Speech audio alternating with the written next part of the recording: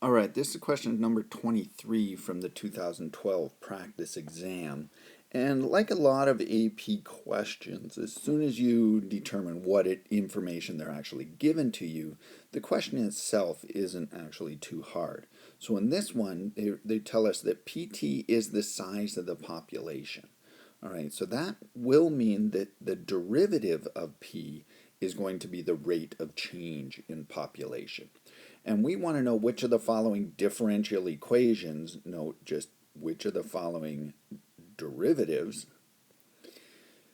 describes a linear growth in the size of the population, meaning the derivative is constant, right? If we think back to our linear growth or a straight line, y equals mx plus b, if I take the derivative of y with respect to x, that's just going to be m, a constant.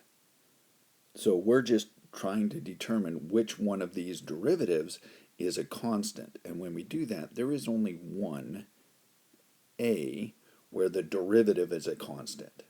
So it meant our population would have been a straight line.